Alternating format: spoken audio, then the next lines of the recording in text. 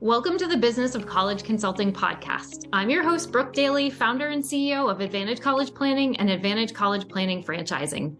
Building a business is not for the faint of heart. In the Business of College Consulting podcast, you'll hear stories from successful college consultants on how they grew their business and the challenge and successes they had along the way. Grab your notebook and pen and get ready to be inspired. All right. Today, I have the pleasure of welcoming Jenny Umhofer to the Business of College Consulting podcast. Jenny is a UCLA alum, a former admission reader for the UCLA School of the Arts and Architecture, assistant director of admissions at Caltech, and former admission director at Scripps before she started her business, Colledge, in 2010. Jenny, you and I have known each other for many years, and it's really a pleasure to welcome you to the show today. Oh, it's such a pleasure to be here, Brooke. Thanks for having me. Yeah, thanks for coming.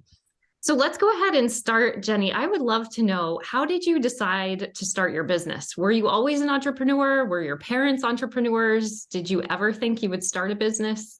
What a good question.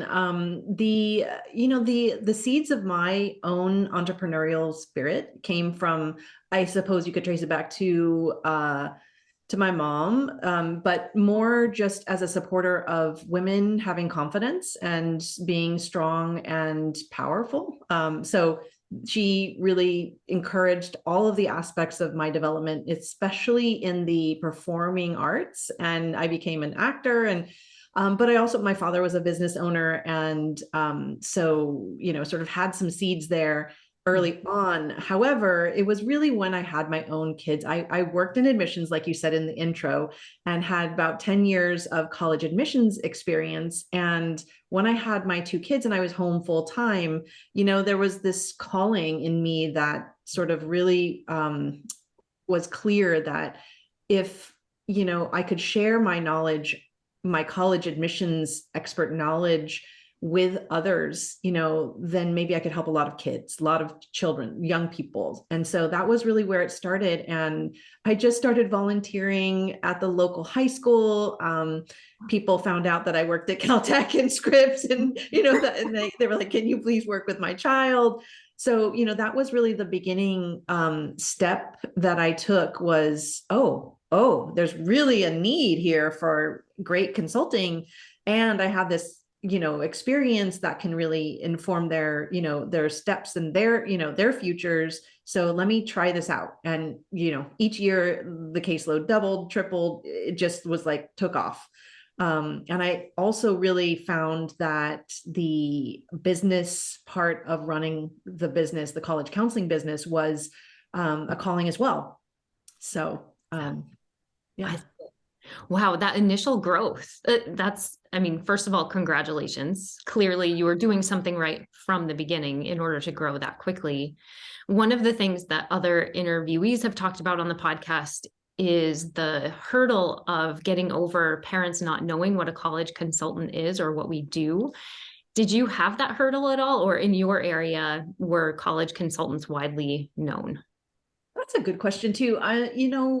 I think I live in Los Angeles area, so it is a sort of an urban area where there are quite a few consultants. California had probably at that time, that was in 2010, we had, I think, 1,000 to 1 counselor to student ratio in the public schools. It was so bad here that there was a big need, gigantic need here.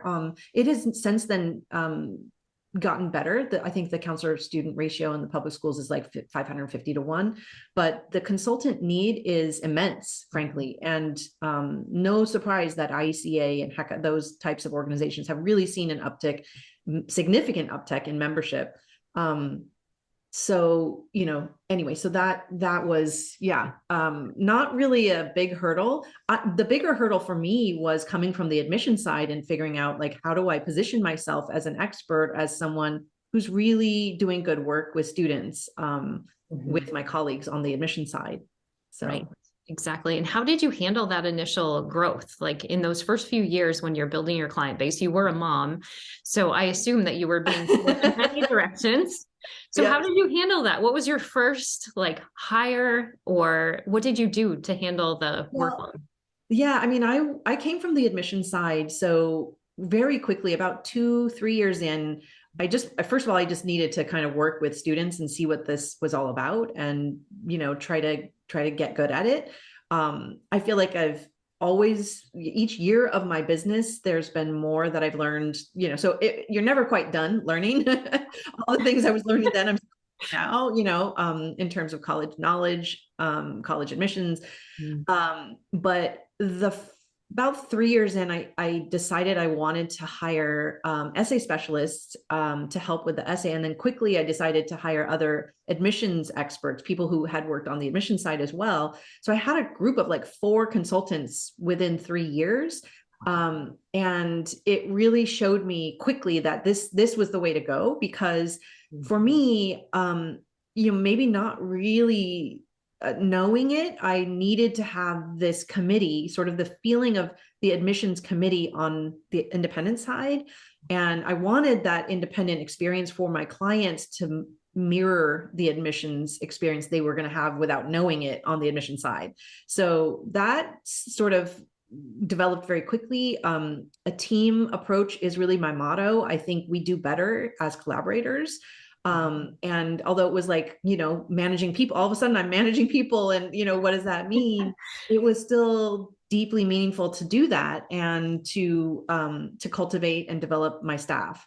So that's when I started, about 3 years in, essay specialists, and then admissions advisors, and then teams. I had teams of people working with clients, managing those teams. And yeah, and then I still had my own caseload, like many of us. Now I do not have my own caseload, but I did back then. Yeah. Yes. Thank you for sharing that.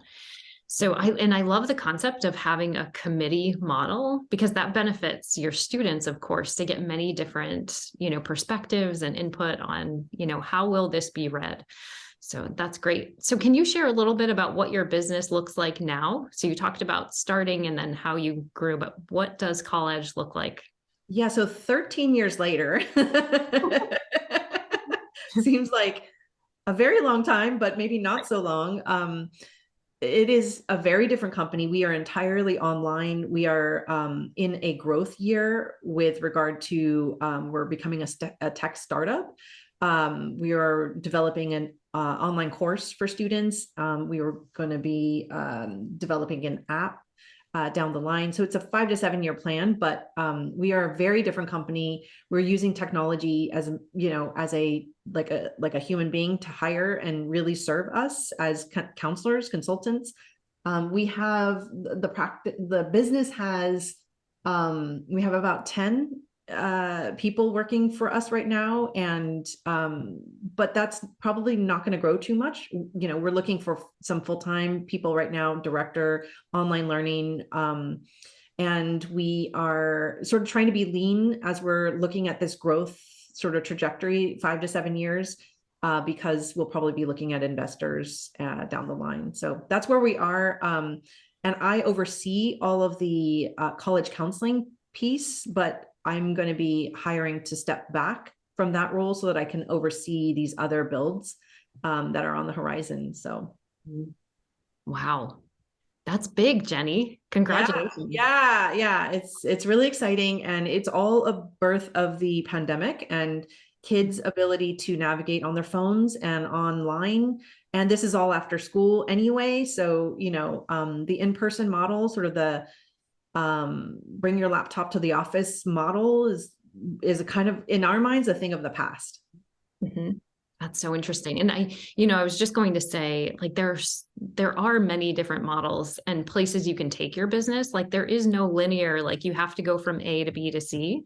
Yeah. And clearly you show that, like, that's a very unique model, and it changes, I think, your role. So what I would love to know is, when you think back at your, like, the beginning stages of Colledge, like, what do you miss about those first few years and your role in those first few years versus what you're doing now? I mean, I don't really miss anything. The first few years, I think there is, especially coming from the admission side, there was so much that I didn't know. And there was so much, especially when you're working one-on-one with people that pay you a good amount of money. there was a lot that I didn't know going into it that I maybe wish I had. But there would be almost nothing. I mean, there would be nothing I would change. It just, I didn't really realize how little I would know, in the first few years. I think the college knowledge piece was the hugest like piece of, growth, just having, and that's why IECA and HECA would like, I have to join these organizations so that I have to like get on these bus tours. I have to, increase my knowledge base, get on campuses.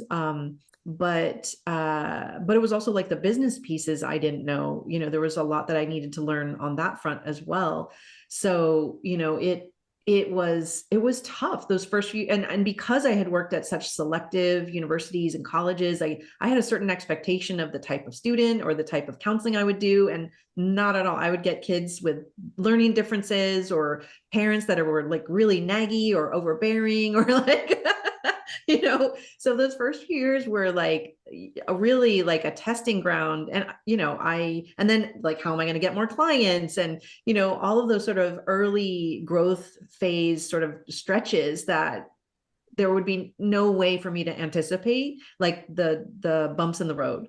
But I'd like to say I'm getting better at that, and I'm much more mature now. I hope, fingers crossed, 13 years later. But it's true that like the first step was probably the hardest. I agree with that. I mean, I agree with the thought that the first few years are the most difficult. Like, I don't really miss anything about them either, just because it was so stressful. Yeah. I had so many days. At the time I was on Craigslist, like looking for a full-time job. Like, this has got to be easier than starting a business. Yep. Awful. Yeah. I kind of agree with that. And it's hard not to take things so personally, when you're working with a family that closely, and you can't control who they're going to be or what their personalities are or what their expectations are that they're not telling you. You have no control over that. But what you can control is sort of the limitations. You learn over time that what works for you is certain limitations need to be there. Obviously contracts was the first thing I did, but other things like agreements or guidelines or protocols or things that are really going to set you up for success, you develop those over time, but you don't know those at the beginning.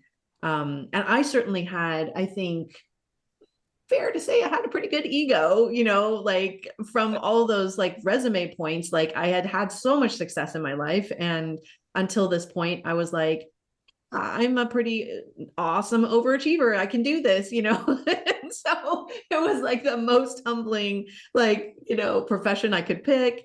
And, but at the same time, those seeds of entrepreneurial, sort of spirit and college admissions knowledge, and helping students, the tenets are still there. The tenets really carried the day for me. And it's like a puzzle. I just love coming back every year, doing it again and again, doing it better, learning more. I'm a lifelong learner, so, Yeah, I love that. Did you have any in those first few years, or even in recent years, have you had any tough lessons learned? Like, oh, I wish I would have known that, or I wish I would have done that differently. Maybe had an MBA. Maybe no. Maybe embrace the business side a little bit faster. I think I really could have dialed up that. Once I started working with a business advisor pretty early in, like it was maybe 4 years in when I started having staff. That's when I started to really see the growth, and they were able to direct me, hey, turn right here, or turn left, like you need to think about it this way. And, your pricing structure, look at that. Let's look at, so it was when I started to ask for outside help with the business side. That's when I started to really see, and obviously continue my college knowledge and that part, so I would say that would be the thing I would boost, is just the business knowledge and how important it is to see yourself as a business owner and all the ethics that go into business, as well as a college counselor and someone who is helping students with this very important step in their lives and families. So Yes, I completely agree with that because being a business owner is wearing a completely different hat than being a college consultant. And Mhm. if there's any hesitation on the business side, now I feel like more than ever, there are businesses like Colledge who could possibly hire you. You don't necessarily have to go out and build your own business. That's true. We are looking. So if you're interested, Yeah. at the end, I will ask you how our listeners can find you, Jenny. So share that. Um, so yes, I agree with you about the business side. So can we go back to when you decided to hire, you hired SA advisors first. And I think one of the challenges with newer consultants who do find themselves in the fortunate position of being full with clients, they don't know what to do. And it sounds like your first step was that an SA advisor. Do you have any other advice for folks in that position who are, not sure, like, what should I do next? Who should I hire? Should I grow my business? How did you kind of work through those questions? Yeah, I mean, I think that I can't underestimate the importance of planning and the importance of having more of a vision, even if it's a short-term vision of the year, not 5 years necessarily, but I would really strongly recommend that, anyone who's first starting, create a plan for themselves. And that's very easy to do, sort of vision work, do some deep dive into yourself, writing, work with a business advisor, just, you could get something on YouTube or anything very simple to get started with that. But if you don't have a vision or a clear plan of what you want to do when you hire someone, all of a sudden you hire them, you can find an SA person very easily in some ways, but if you don't know what you're looking for, how you want them to work with your clientele, it's going to feel very uncomfortable to get them on the floor. I would say you want it. So in that plan, I would figure out how you want to train them. If you're going to hire them, how much you're going to pay them, right? What your job description is. And then like, how are you going to train them? What are you going to have as training markers so that you can make sure they deliver a really good service? If you're essentially paying your SA person and your client is paying you. Because you want that SA person to be you, essentially, to be like you or do what you want them to do. And lots of people, if they don't have direction, they're not going to do what you want them to do. They're not going to know to do that, right? So you have to be that planner, you have to be that teacher, you have to be that trainer, and then you have to trust. And then you have to trust that they're going to do it. And then you're going to have benchmarks. Working with staff is like a completely different level, and you might not be ready for it, but I would say that those are the things that you want to start with is make a plan and make sure you visualize that plan, visualize that person. Like I'm a very spiritual person too. Like you can call that person out or, sort of, manifest that person. But if you don't know what you're going to do with them once you get them, then you're going to be stuck. You're going to be treading water and it's going to feel uncomfortable to that person. So that would be my biggest advice is make a plan, be sure you have a plan of action. Business plans are great too. But even just for one step like this, you want to have a plan and create that first before you step into the Craigslist world or the Indeed, whatever, by hiring. Yeah. Oh, I love that you are singing my song, Jenny. There is nothing I love more than a shared vision for a team because then you're all on the same page and you're all working towards that same goal. And I think it's really powerful in many ways. So great points about just making sure that whoever you hire understands what you're looking for and what you expect of them. I think that's really important. Thank you. Yeah. Can you share, thinking about new consultants getting into the business, what's your one piece of advice for those folks who are just entering the world of college consulting? I think one piece of advice is, I mean, there's lots, but I think get ready, buckle up because it's on you and you can do this, but you need to be that person in charge. You need to be, you need to know how to navigate all of these sort of questions quickly. And it's you are the one. Like you can find resources quickly if you know how to ask, but take ownership. I would say take ownership. There's a huge need of people like you that want to do this, want to work with students, want to help. But that's a good starting place, but you've got to like keep your standards high, keep going, and make sure that you take full ownership of that. It's hard when I meet consultants that tell me, oh, I have to work with parents or blah, blah, blah. It's like, that's something you can actually control. You have that ability to control that. So what are you going to do? So do it. You can do this. Mhm. Is that harsh? No, that's great. That's great. It's tough love. That's Yeah. right? Now you mentioned that you worked with a business advisor. So when you have those bumps in the road, like how did you find that business advisor, and what types of things did he or she help you with? Well, the first business I worked with several actually, and that's pretty normal. You can skip around.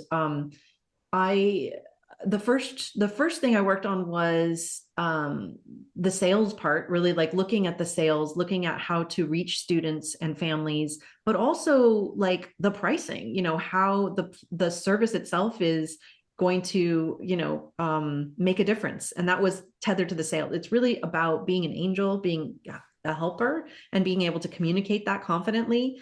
So that was the first thing that I worked on fine tuning. And it was amazing how, like, when I doubled my prices, I had more clients. Like it was like, oh, okay. The value was there, so that marker of the price was also the value for, what I was doing, and I was undervaluing. So that was really like eye-opening. Oh, wow, I get a different clientele because of this price, and then slowly worked on the staffing and all of the other parts of hiring people, managing people, because I had to do both at the same time. So that was the other part, is management. I think people management, and then fine tuning all of that, part-time, full-time people, independent contractors, like all of those different levels, just understanding how to find those people, what do I expect, and what they're going to deliver to the clients, and how we're going to work together, and how it's going to make sense for them, right?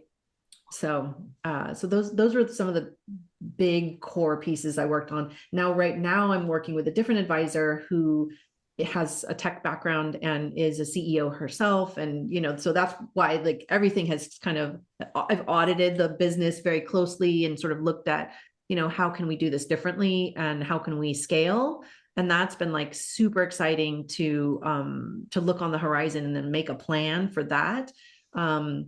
And that person is, completely different. And yeah.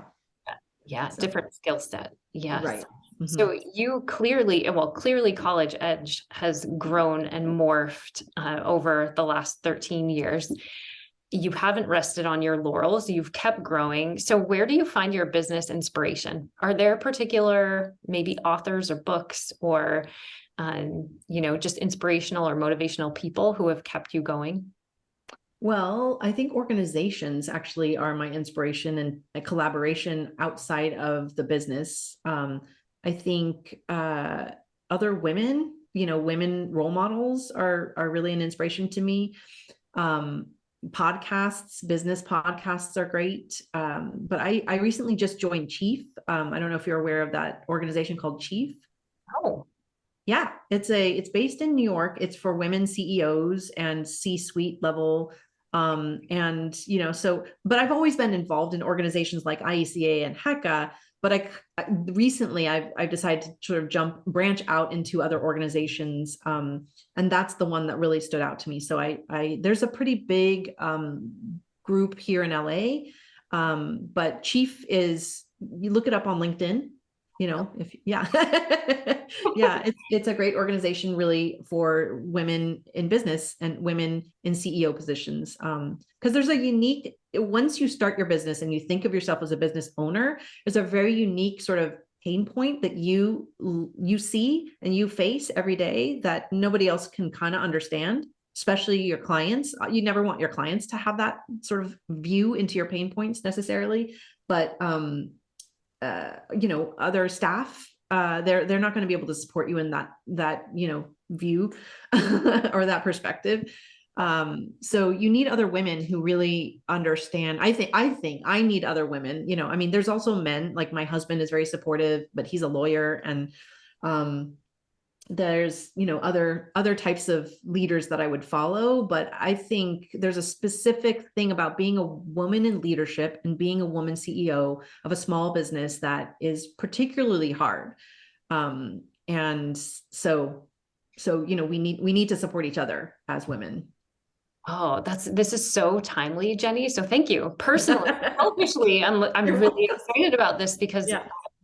at the beginning of January, that was one of my goals this year, is to find a CEO like group. Organization. Yep. Exactly. And so I found one that I think that I love, and I haven't pulled the trigger yet. So I'm like, oh, perfect timing. Thank you, Jenny. I'm gonna go look that one up. That's great. Yeah. Yeah. But because I do think it's really important, especially as you grow your business, to get an outsider's perspective. Like I love obviously HECA and IECA and our own associations, but I think learning from the business models and just practices of other types of businesses is so important. So Totally. Yep. And also, like, I think women in other professions, like medicine or law or tech, or, there's so much to learn that's so beyond sort of what the college advising world can provide you. That's why, I've pursued that. That's why, I kind of seek outside the profession a little bit. I love that. I Mhm. love it. So one question that often comes up when I'm talking to new college consultants is around marketing. And it sounds like when you started your business, you had a lot of word of mouth. You mentioned that you were working or volunteering at a high school. Is there anything unique that you feel that you did marketing wise, or anything that you would recommend that new college consultants take a look at? I think free is the name of the game. If you are able to do something for free and think about what that is and make it meaningful for the people that are, tuning in or, attending or whatever, your audience needs to feel like they are not pressured into buying, and in order to increase your audience, you need to have free. It needs to be free, but there has to be something that you're getting in that free, like their email or whatever, so that you can follow up. And, most people, when they are coming to a free thing, have a little tiny inkling of interest in, and they might even be ready to buy or purchase, or they're not sure, but that's the whole thing, is free. I started by giving free initial consultations, and we don't do that anymore. It was a lot of my one-on-one time. We now have a free phone call, not with me, but with our admin, who's phenomenal. And then we really do want them to get into what we call our student assessment for admissions, and where they get into a paid time that is a deliverable service in and of itself. And then we give them a limiter on that. And then we have like a 73% conversion rate there from the SAA to the plans. So that sort of onboarding structure of marketing, thinking about marketing and what your potential clientele needs first. They say that there used to be like 7 hits on digital marketing, but now it's like probably 30, so not that you have to pummel people with like a million different resource pieces of paper on digital marketing, but you want to repeat yourself. You want to be persistent and consistent with your messaging and what you're giving for free, and make it meaningful for them. That would, oops, I'm so sorry. No problem. Spam call. I know all about those. Oh, God. That's great. Thank you, Jenny. Anything else besides that initial consultation that you've done that you feel has worked really well? I think, honestly, in sales and marketing, my biggest philosophy is be a good person. Just be a good person. Don't try too hard. Don't push people. Be a good person and be a good listener. And then do things that are intentionally there to help people learn about what you do, and stand in that. My business advisor said, like, plant your flag, be in that space. This is what we do. We're proud of it. This is the value. You don't have to talk about pricing in those things or anything, but you want them to reach out. You want to encourage them to come and find out more and find those avenues. But I would say just relax and be a good person, be a helper, be somebody who coordinates things at, like Boys and Girls Club, or go to, Girl Scouts, Boy Scout, anything that's going to help your community will shine a light on you to begin with, and then it will attract people to you as somebody who they trust. It's really that simple, because in sales, it's like you need to be trustworthy. You need to be someone who anybody can approach. So just relax and be yourself, and be a good person, be a helper. And then it will happen, and you'll find avenues. You'll talk about what you're doing. You'll talk about, like, I'm really passionate about helping students get into college. I just visited TCU, or I went to blah, blah, blah tour. And did you know that the test optional is not really test optional, or blah, blah, blah, and then, oh, I didn't know you knew that, can I sit down with you? Can I learn more? I have a child, Exactly. Yeah. Yeah. That is such a good point, Jenny. It reminds me of, and I've always said this with my team, that we don't ask for referrals, we earn them just by being us and, providing value and providing good service, and that will come back. Yes, exactly. Yeah, I love that. I think the most powerful, referrals are, current clients. So when you start doing good work, that's where the plan starts, right? That plan. If you have a plan of service and you deliver on that plan, under promise, over deliver type thing, then your families are going to tell other families. It's just going to happen. Exactly. Love it. So before we wrap up today, are there any questions that I didn't ask that you wish I would have, or anything else that you want to share about your experience or journey that you think would be helpful for our listeners? I don't think so. I think you did a really good job, Brooke, of capturing, some things that could be helpful. I think, well, I think you're in good hands. If you're listening to this podcast that Brooke is producing, you're in really good hands. Listen to all of them, because she spent a lot of time thinking about this, and, so Brooke knows what she's doing. You are too kind. I'm not sure about that. I do. I'm sure. I'm absolutely sure. Don't listen to Brooke. She knows. Thank you, Jenny. And before we wrap up, how can our listeners find you? The best way to find us is online on our website at thecolledge.org. That's TheColledge.org. Perfect. Thanks again, Jenny, for being with me today. It was such a pleasure. Really a pleasure to be with you, Brooke. Take care. Thank you.